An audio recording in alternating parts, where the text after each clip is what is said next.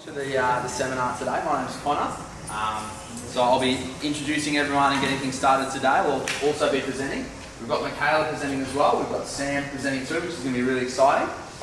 We also have a new trainer who's starting with us here today who's helping out. There's Dave, guys. He's a breathwork coach, so specialises in helping people breathe, funnily enough, which we all do anyway, but he helps you perform even better and breathe even better. So you'll all get to meet him later on today as well. You probably heard myself or Michaela speak before. We usually jump in and help at these sorts of things, but hopefully we can still offer some value. Today we're going to be talking about our own journeys in life and lessons we've learnt and things that hopefully can impact you guys over the next 6 weeks and then obviously onwards. So I'm going to be talking about sort of finding direction in your life and how I stay consistent within business, within life and within training. Sam's going to be talking about his personal journey, facing adversity, the challenges he's faced and how he's responded to them.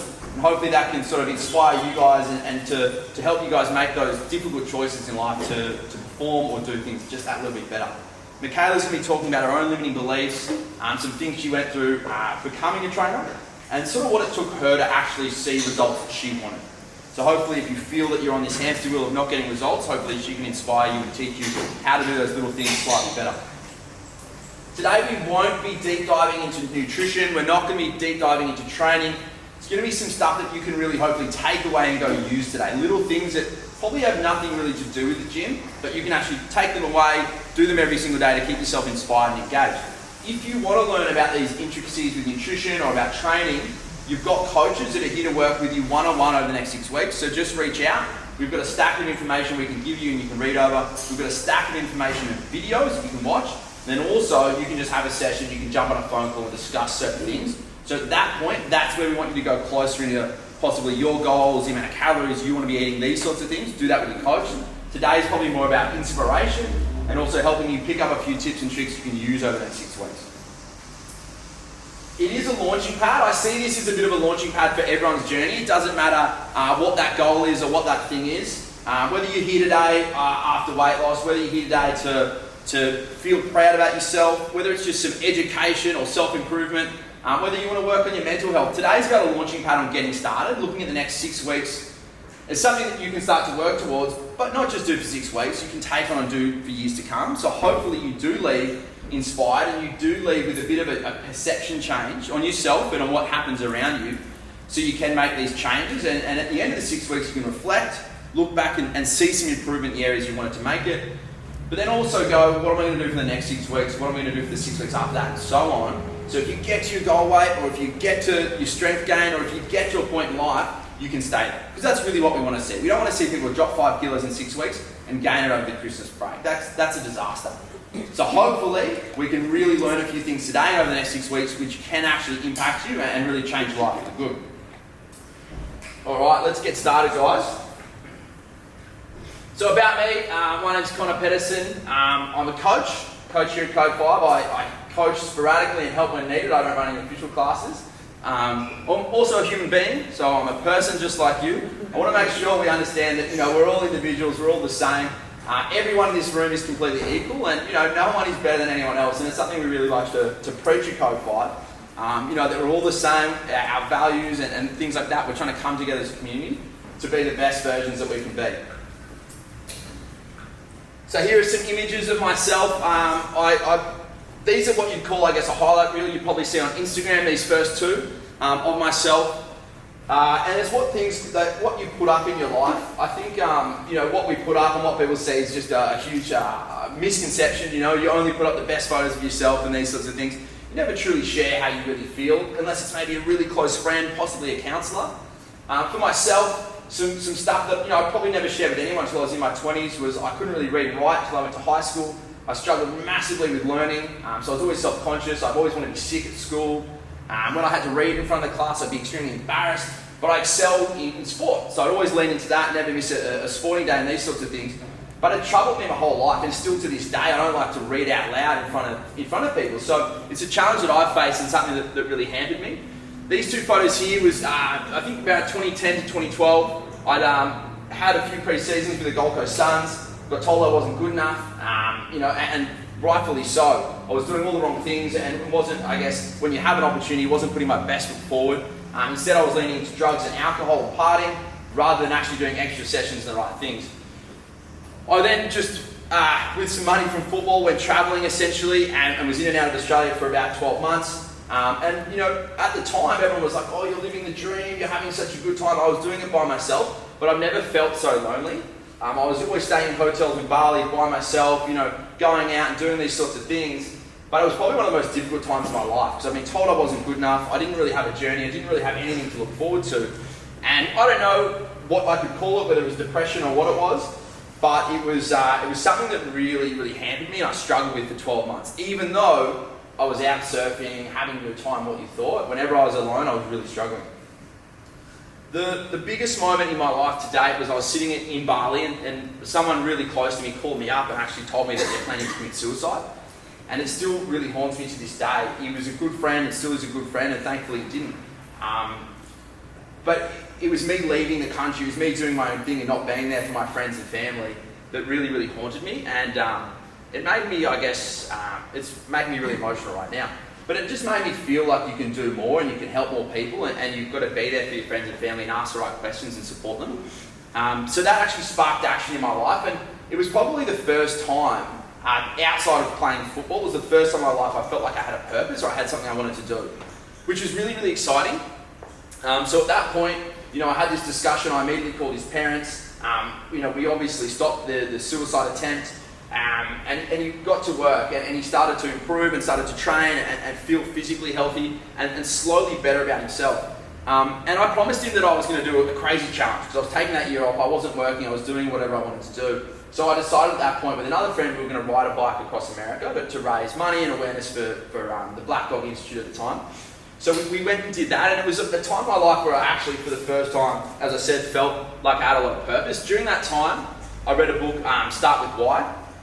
And I don't think Find Your Why was out yet, but if anyone here feels like you're a little bit lost or you know you want to change careers but you're not sure, these are two really good books that can sort of start to spark things in your mind and also allow you to think like, you know, if I'm in this career, I'm earning X amount of money, what does it really matter if I'm actually truly living to my purpose or doing things I really like? So it allows you to understand what you find really important in life and what you want to do.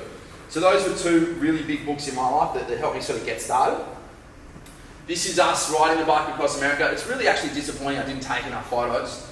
We did create a YouTube channel at the time, which is, I couldn't put the videos on because they're too embarrassing, they're absolutely horrendous. But if anyone wants to watch about 8 random clips, the first 8 states we made a video for each state, and then the back end states we can barely talk to each other because it's absolute agony to keep riding every day. But if anyone wants to watch them, it's called 2 Blokes on a Bike on YouTube, and they're really embarrassing, so I don't want to be near them watching them. But this is us, we're sleeping in a tent, so that's a photo of me, of P-Boy Jared, who was riding the bike with me across America. That was a photo of him, I guess, putting the bike together or doing something. That's having a lie down in some shelter. And then this is a sunrise, obviously. As I said, extremely difficult times in our life. I think the big thing, you know, we're waking up in tents every single day and riding roughly 100 kilometres, and then doing it back in day on day for 50 days. I think the biggest thing I really learnt was anything's actually possible in life.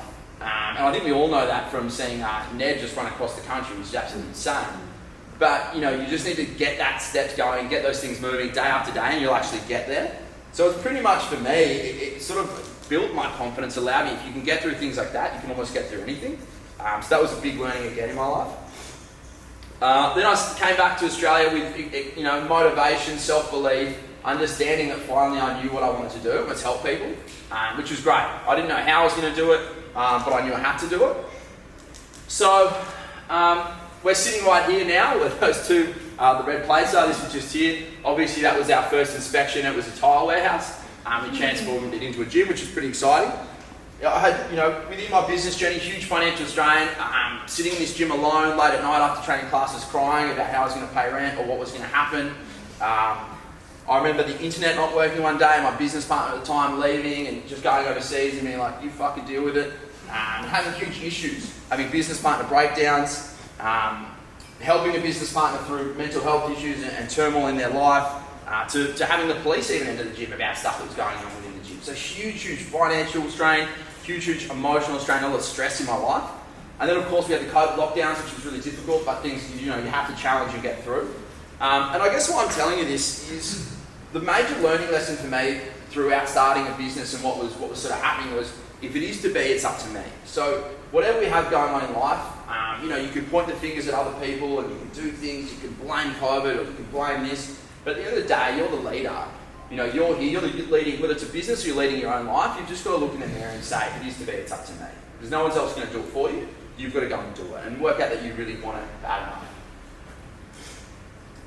So I guess what I've learned, and I really forgot to mention this on the start, around when I was traveling and I felt like I had a lack of purpose, but what I really learned so far, the first thing was, have a why. And for you guys, you can relate that to your goal and whatever it may be, but for me it was really finding purpose and that I just wanted to help people. That made me feel good.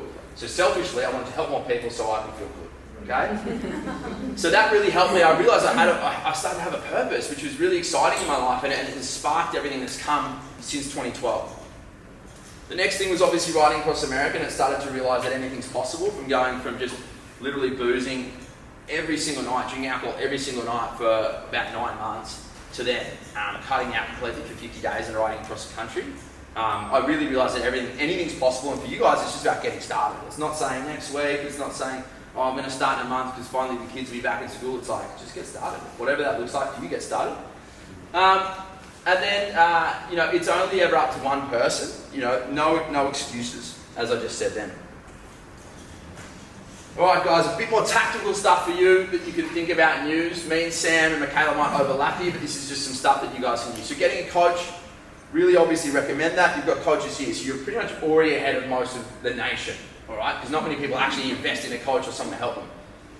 Spend time with positive people. I'm sure that's a big one for you guys, but rub shoulders with people that make you happy. Rub shoulders with people that aspire to do that a little bit more, because naturally you're going to want to do that a little bit more. Journal as much as possible. I don't do this enough, but whenever I do, I feel more relaxed. I feel a lot better about myself. It allows me to get things out of my head and not, run things over and over of what's going on, write out on paper, analyse it, at least it's out of the system. Writing your goals down every single day. This is something I couldn't recommend higher to anyone, no matter what you're doing in your life, is just get a pen and paper, have a book. I have about 3 or 4 things I write down every single day, and on the days you feel least motivated, suddenly you're like, fuck, alright, I better get after it, I've just written that down, let's go. And you get into action and take action. I like to do it in the morning because it inspires you for the day. That's a huge one. If you're going to do this over 6 weeks, start putting pen to paper, journal, and write something down every day about your goals. KPIs weekly, obviously, any business would have KPIs, but I started to do them personally, which really helped me a lot.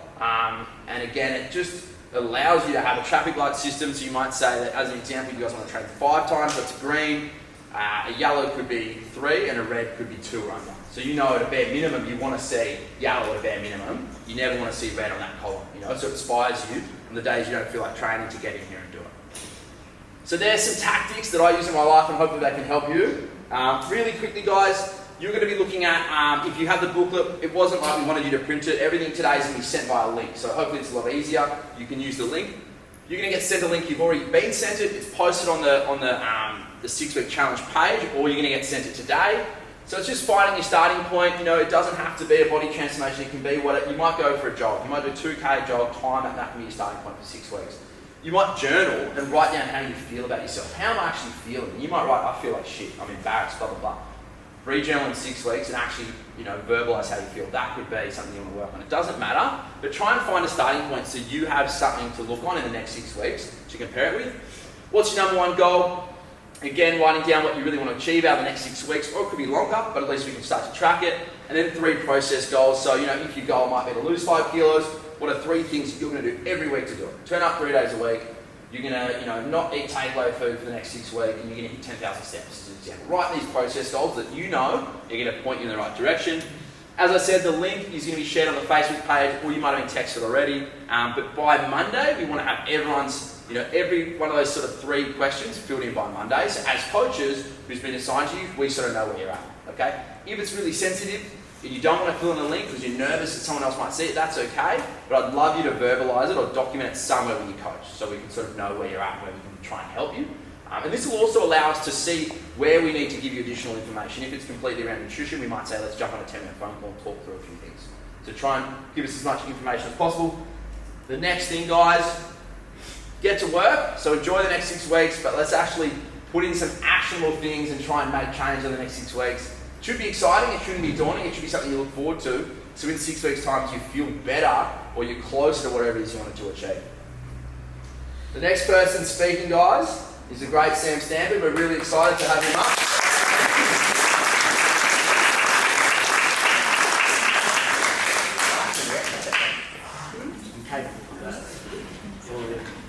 Alright. How you doing?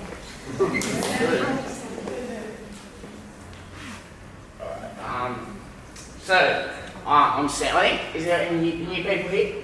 There's a couple new people. Nice, I'm Sam. If I haven't met you before, I think most of you guys have met me.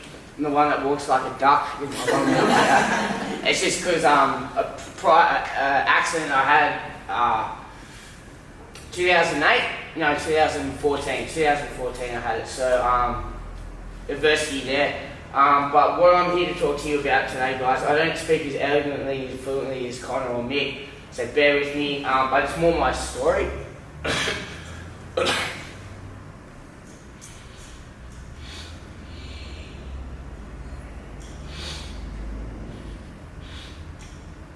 You're right, Sam. You got it, Sam. You got it, Sam.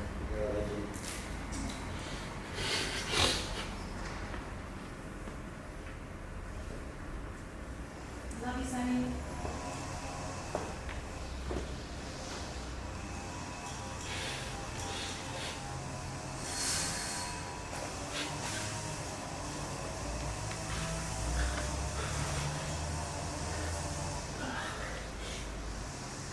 Keep the jokes going. You got it, mate.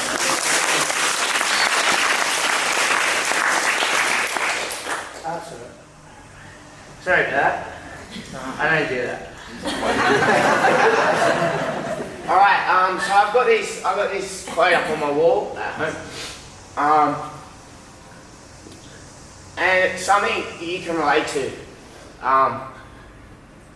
Alright. Jeez, why am I crying? Sammy, I can't actually read this. I've got a fear of reading out loud in front of the crowd. Yeah? So, no, it's all good. I'm going to do this. So, the world ain't all sunshine and rainbows. It can be a very... What am I... Fuck, I'm an idiot. You lost. Yeah, so the world ain't all sunshine and rainbows. It can be a very mean and nasty place. I don't care how tough you are. It'll beat you to your knees and keep you there. Permanently if you let it. You, me, or nobody's going to hit as hard as life. But it ain't about how hard you can hit. It's about how hard you can get hit and keep moving forward. How much you can take and keep moving forward. That's how winning's done. Alright, getting into my story. Not that interesting. So we've got, when I was younger, sport was a big part of my life, being around the beaches. Summer was surf club, swimming. Winter was always footy, for me rugby league. And that was it. I think a lot of people around the beaches grew up with sport. So did I was no different. 2014 I had a workplace accident and that changed everything. And I had some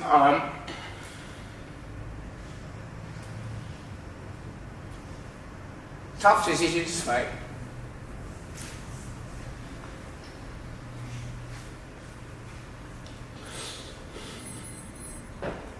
You got this. No. Yeah. Sorry. So, NRL was a big part, or rugby league was a big part of my life.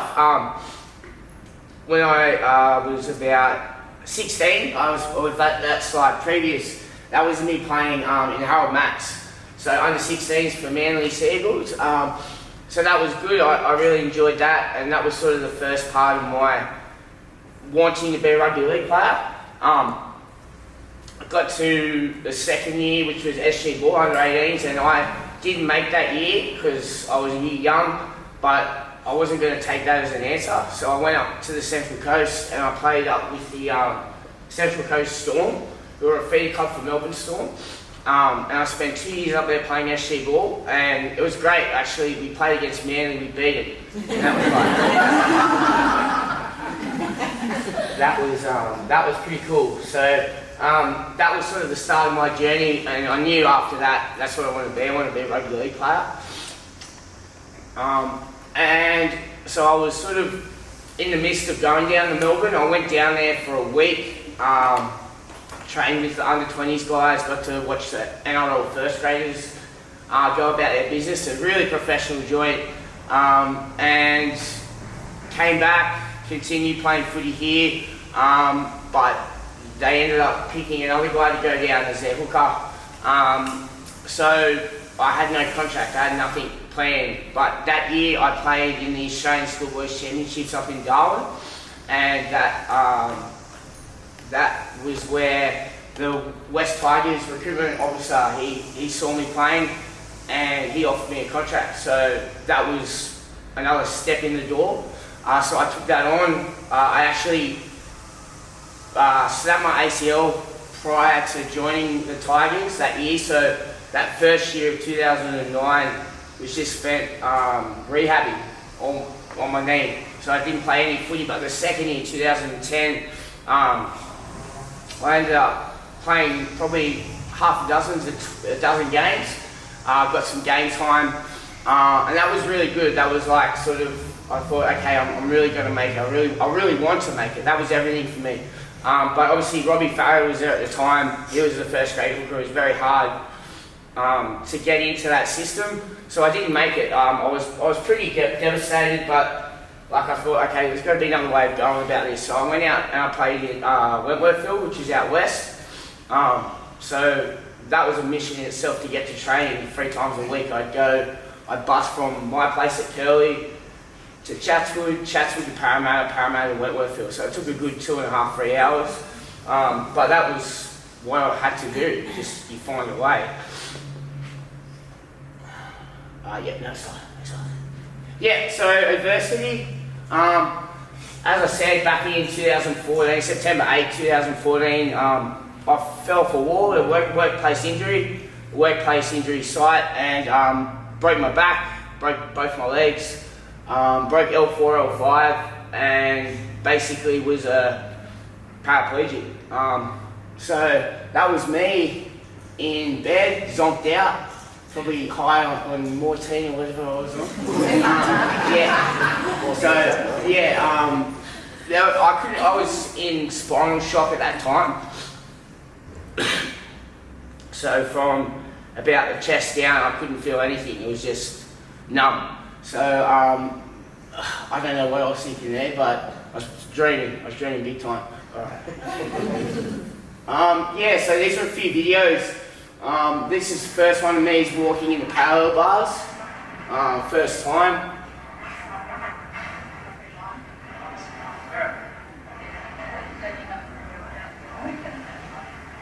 That was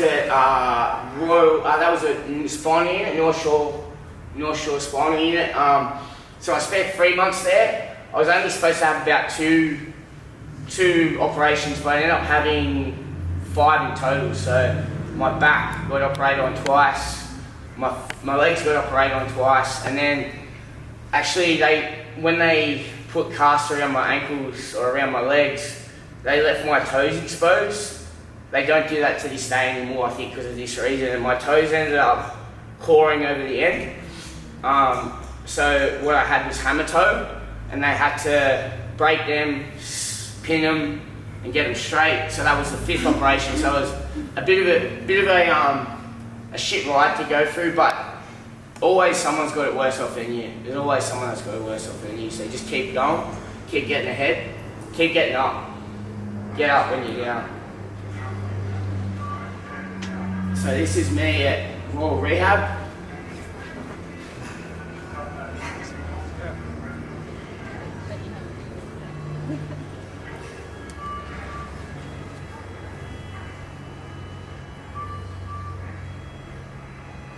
Just practicing standing up, sitting down. That's mum in the background.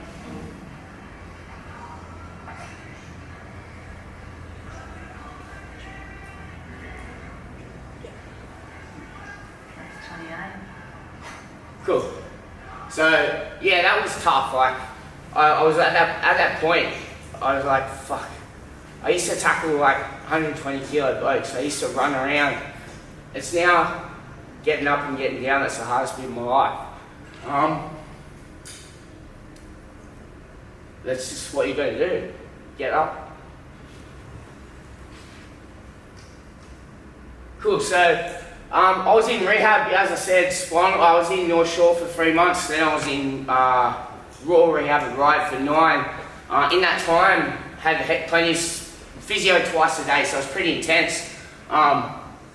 You'd go in the morning, you'd go in the afternoon, but there was that time during the day and you're like, well, I'm not just going to sit here and watch TV, what can I do? So for me it felt good pushing in my chair. I was like, okay, look, let's go and find a hill. So I'd find a hill and I'd just push up it. It felt good.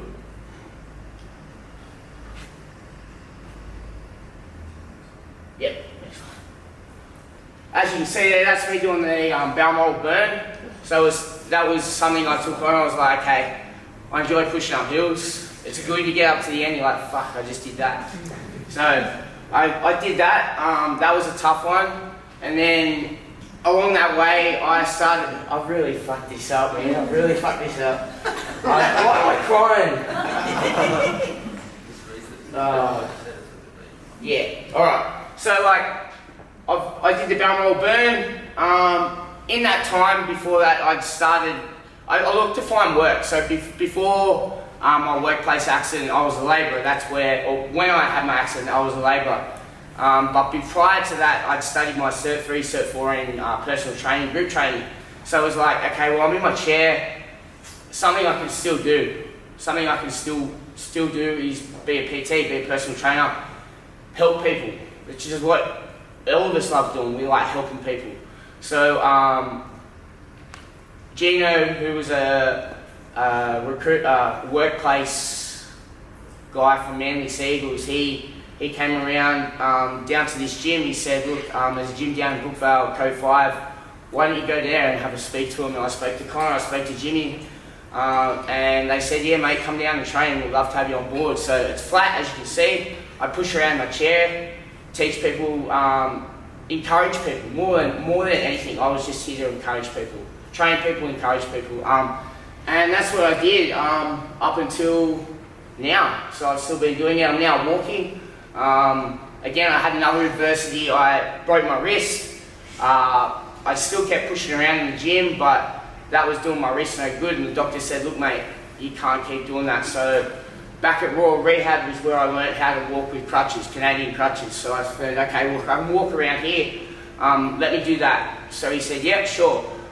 First couple of days, first couple of weeks was hard. Like I'd walk from there to there, I'd sit down, it'd be hard. I'd get back up, walk around from there to there, sit down. It'd be hard, but get up. Current aspirations. So at the moment, I'm trying to get to the Para Games in Paris for kayaking. So that's what I've been doing over the last 5 years. 5 years. It's been a while. I missed out on Tokyo. You train your ass off, but sometimes in life it don't work out. Just get up, keep going. I also work here, which is what I love doing. Love encouraging people, getting the best out of what you've got. I don't care if you're a lawyer, a doctor. You could be a garbo. Be the best damn garbo you can be. Yeah.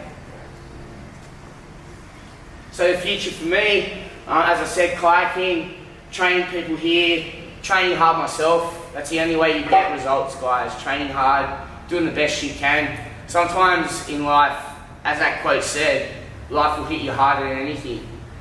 But you just got to keep going. Alright. So this is a quote. Listen up. Let me tell you something you already know. The world ain't all sunshine and rainbows. It's a very mean and nasty place, and I don't care how tough you are, it will beat you to your knees and keep you there permanently if you let it. You, me, or nobody is going to hit as hard as life. But it ain't about how hard you hit.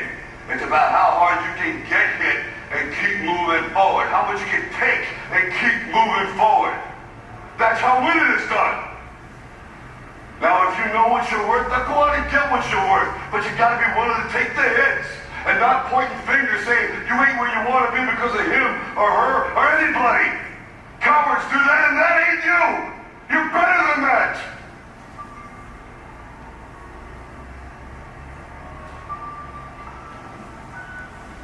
I'm always gonna love you no matter what. No matter what happens. You're my son, you're my blood. You're the best thing in my life. But until you start believing in yourself, you're gonna have a life. So I think that can relate to everyone, guys. Take it on board.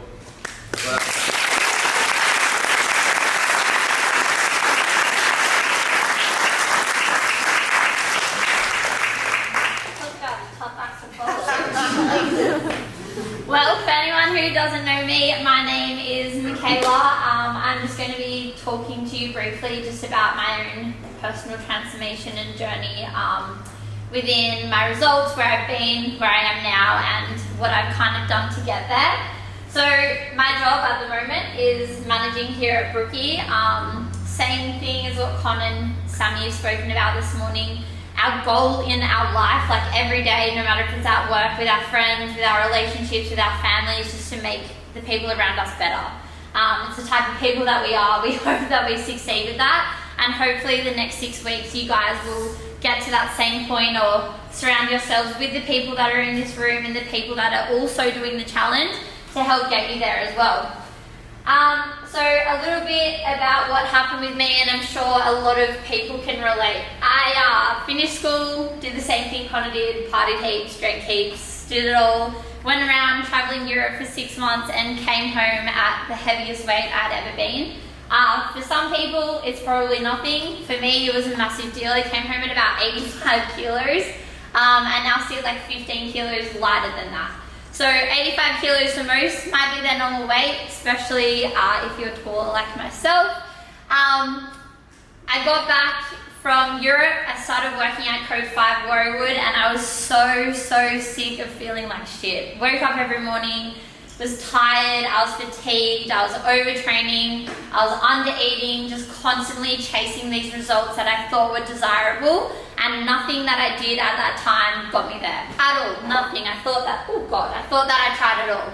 I got to a point in my life where I really felt that I accepted where I was, and that was just the way it was going to be. I convinced myself it was my body type. I was big boned, I was a tall person, and I'm sure that there are very many people in this room, I know because I've had the conversations with you, that have been in that same mentality, and I can assure you, hand on heart, that that is not the way that it is. It's not the way that it needs to be, and they were my limiting beliefs. I strongly thought that that was it. That was it for me. This was the way that my body was, and it wasn't ever going to change. Like I said, I accepted that what I was doing, it wasn't working. Nothing that I did was working. The biggest kind of change for me was outsourcing for a coach. I know that I was a coach myself. I knew all the information, but I needed to hear it from someone else, and I needed that external motivation and accountability, which is, like Con said before, you guys have that. That's why we're here. That's why you have coaches. That's why you're part of such an amazing community, and that really was the biggest game changer for me, and how I got to where I am today. The other kind of things that I did was just better managing my priorities, and regardless of how I felt that day or how I felt that I looked, I was always going to show up. Same as what Sammy said, like every single time you get knocked down, every single time that negative thought comes up, you just have to get back up. You have to remember that those feelings are just a period of time. It's not the definition of who you are as a person. My biggest kind of takeaways is using your time wisely. I remember when I first got into the fitness industry, and I'd have conversations with moms and with parents, and they're like, I can't find the time to train, I can't find the time to meal prep. And I was like, yes you can, you just have to do it. Now, with a little bit more experience under my belt, I totally understand, and I can sympathize and empathize a lot more with the fact that there are 24 hours in a day. We all have that same 24 hours, but not everyone's 24 hours is the same. For me, it's waking up at 4:30 every single day. For other people, it's going to bed at 11 o'clock every single night because they've had to cook and clean and look after their kids and do school drop-offs and do school pickups and all the extracurricular activities. So I want you guys to know that we are aware of that. I am aware that we are all in different circumstances and under different influences of where we need to be and where we want to be, but it is achievable. You just have to believe in yourself that that is what you want and you can get there as well. Like I said before, I also understand I'm in my 20s, I'm not a mum, so I do have the flexibility of the lifestyle that I have with my work as well to put that extra time into meal prepping, put those extra hours into training in the gym as well. But once again, you guys are part of a community that we do the hard work for you. All you have to do is show up, get your classes done. Sometimes that'll just be the hardest part of your day. Breaking through your limiting beliefs, like I chatted about before, just making sure that you're not defining yourself with the feelings that you currently feel about where you are. I had a conversation a few weeks ago with a lovely lady who's in this room who wasn't going to do the 6 weeks. She's like, I can't do it. I can't get past 6 weeks. I get to like the 2 or 3 week mark and then that's it, it's gone, it's done for me. And we had this conversation of like, what made her think that? Like, why was it that she got to 2 or 3 weeks and then it got too hard? Or why was it that we got to the 6 week mark and then there was nothing past that point? So we just really had to try and break down where the mentality was. And I know that it happens so often in the gym. People will get to losing 5 kilos and then they're like, nah, that's as much as I can lose. If that's not where you want to be, keep on going. Obviously to a healthy extent. We don't want anyone like going too far with it. But if you're still not where you want to be, then just keep on pushing. Outsource, find a coach, have the conversations that will try and get you to where you desire to be and reach your goals if they're that important for you. The biggest thing I think I can explain to you guys is just being aware of your hours outside of the gym. I also have this conversation so often is you have 45 minutes with us in the gym. If you're going outside, you have a desk job, you're sitting for 8 hours a day and nothing else is moving or ticking you over from that time, you can't then put the blame back on the training's not working or the coach isn't checking in or whatever it is. There really comes a time that you have to take that self-accountability and have a look in the mirror, be like, why is this me? Am I the common denominator in all these situations, or you're getting in your own way of reaching your goals? The things that I kind of changed is, like Con said before, there will be some overlap. So I got myself a coach. I got myself a nutrition coach. I paid the money. I checked in weekly with her. We did like the same thing as what we're going to be doing with our 6 week challenge with you guys. We had a check in on a Google link. I would go to her with any of my feelings and concerns of that week or where I thought that I was, what I was happy with, my learnings, my wins, and then we would go through it together. We would nut it all out. If I felt like I had a big weekend and binged or overindulged or whatever it might be, that was the coach, that was my voice of reasoning that would help me get through that next step. I also invested in myself. I think you guys are already there. You're part of a gym. If anyone in this room is on that premium coaching package, like you've already taken that extra step. It's a package that we introduced earlier this year for anyone who doesn't know about it, and it gives you a relationship with a coach that is much more one-on-one than you just turning up to the gym every single day. If you have serious goals, you have to invest in yourself and you have to invest in a coach. If whatever you're doing at the moment is not working, that's where you need that reality check to be like, I wonder what I can do to get past this. Who can help me? Who has the knowledge? It's exactly why we're here. That was a massive thing for me, just investing in myself. Like at the time, I was paying for a gym membership, I was paying for nutrition coaching, probably would have been over $100 a week easy, just of coaching. Plus on top of that, you have your normal life things, petrol, bills, groceries, everything else that comes with it, but it was what it was going to take for me to get where I wanted to be. I didn't let one off day turn into an off week. There's a saying that I love, and it is one hot day doesn't make a hot summer. With the weather at the moment, it's exactly how I feel. One off day never let me turn that down. It wasn't like I had an off meal on the Wednesday night, I went out and had drinks, and then I was like, fuck it, I'm going to start again on Monday. Because Monday might roll around, Sunday might pop up, and I might not be on track again then. I'm not going to wait an extra 7 days to get back on track. Con said it when he chatted in the beginning. Once you set your mind to something, you just have to start. There is no perfect time. If you're continually in this mindset that you're going to wait till the perfect time, wait till school holidays is over, wait till the kids are back at school, wait till you're not at work or you change jobs, you're constantly going to be waiting for a perfect time that I can assure you does not exist. I came up with daily non-negotiables. If you've done any coaching with me, you'll know that I'm huge on this. I have about 5 daily non-negotiables that I live by, and it's things that are achievable for me to tick off every single day, no matter what. Number 1, 7 hours of sleep. Even though I have to wake up at 4:30, it just means I have to go to bed earlier. Sometimes that's sacrificing time with my partner, but it's just what has to happen. Number 2 is a minimum of 10,000 steps a day. Obviously, this is not for every single person. Some people who are at desk jobs, it's not a magic number. The science behind the step target is a minimum of 7,500 steps per day for just general health. So anything over that, or just tracking your steps and being aware of your daily movement, I think will be a massive game changer. Number 3, making sure that I'm fueling my body, not just eating for the sake of it. So every time I choose a meal, I'm making sure that it is going to benefit me in one way or another. That's going to be hitting my daily requirements for my fruit, my daily requirements for my veggies, making sure I'm getting adequate protein in to help with my muscle recovery from my training as well. And then also just making sure that I'm doing one thing for myself every single day. For me, that's just going for a walk, chucking my AirPods in, listening to a podcast, listening to music. We're lucky enough for where we live, I get to walk by the water every single day, so that fills my cup up. Whenever I'm stressed, overwhelmed with work, with life, whatever it might be, honestly, the easiest thing for me is just putting my AirPods in and just getting out of the house.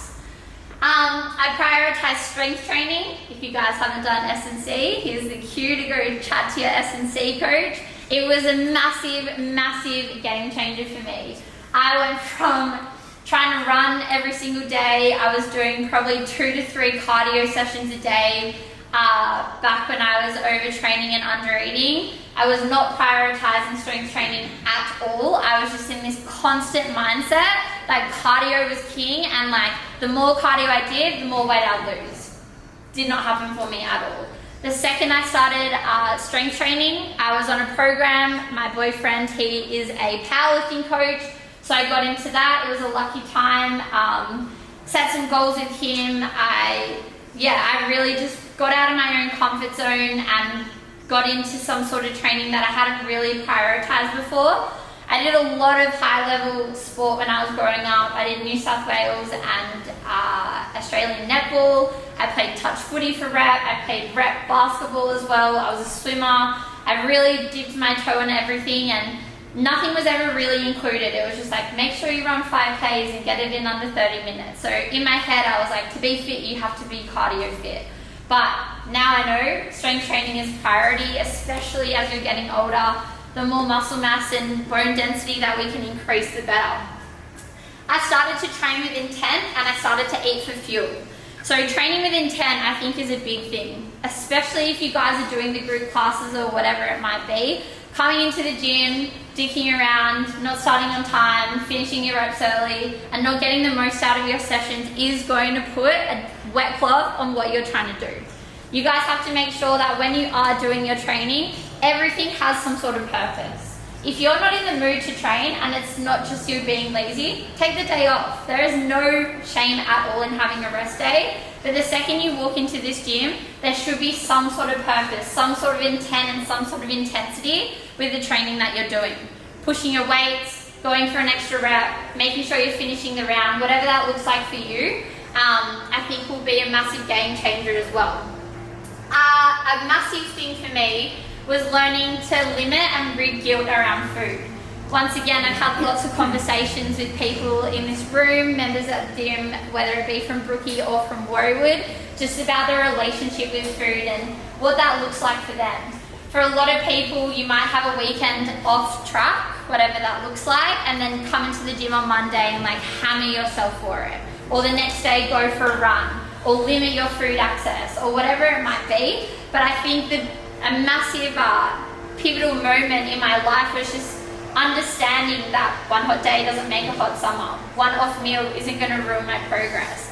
I've got to where I wanted to be, I maintained where I wanted to be, and then I know that if I'm eating out, I'm going over my calories or whatever it is that was that for that day, it's not going to put 10 kilos back on in a day. You have to eat over 7,500 calories from your maintenance calories to put on just 1 kilogram of fat. Your weight fluctuates so much. Relying only on the scale weight was a very, very easy way for me to continue to beat myself up for that as well.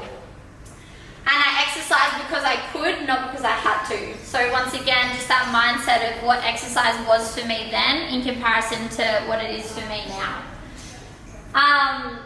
That's kind of it for me. I think the biggest things that I want you guys to just keep in mind over the next 6 weeks is, like I said at the beginning, we're not putting any major pressure on anyone in this room.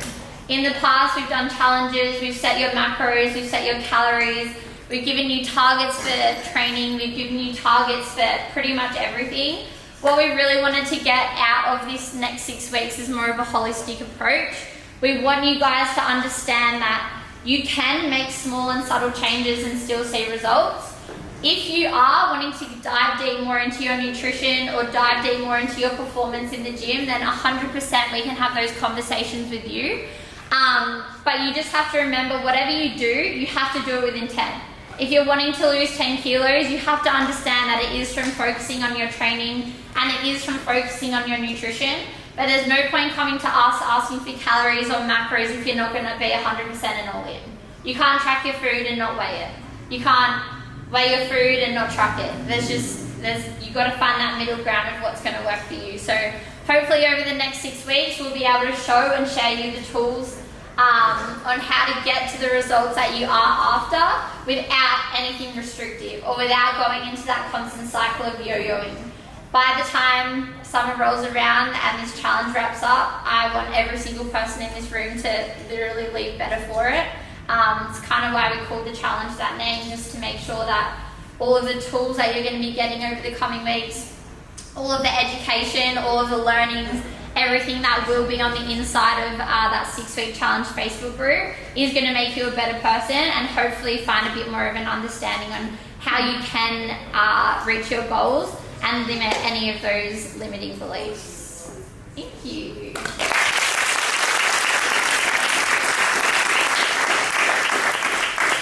A couple of things, guys. Obviously, week 1 starts on Monday, the 24th. We have a few non-negotiables that we would love everyone to make sure that they do.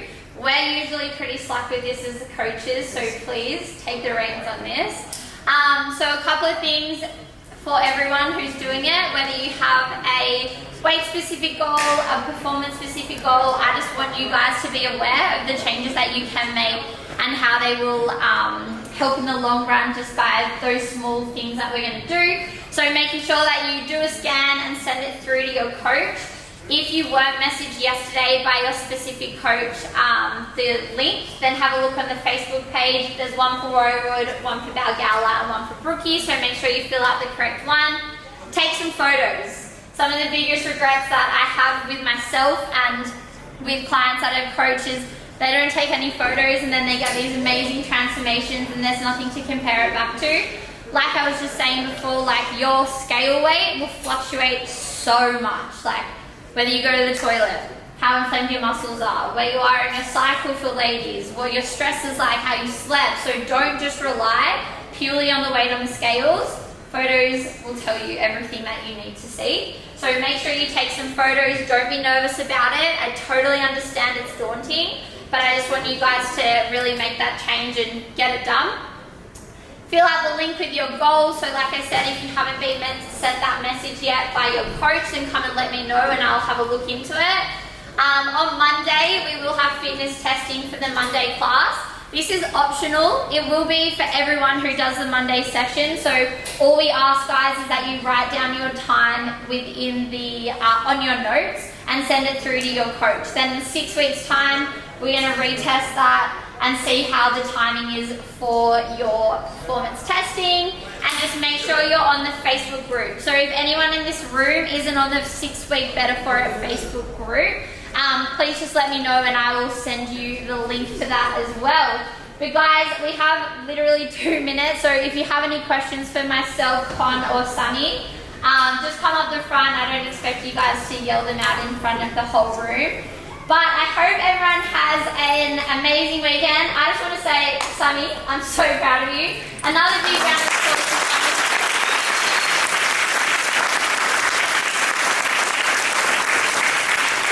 That's it, guys. But yeah, guys, have an amazing weekend. If anyone wants to come chat with us, just come up the front and we will be happy to answer anything. Thanks, everyone.